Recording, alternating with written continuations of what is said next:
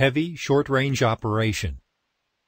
During heavy short-range operation, sometimes minimum rest periods are scheduled for several days in a row, restricting sleep night after night. The effects of restricting sleep night after night accumulate, so that people become progressively less alert and less functional day after day.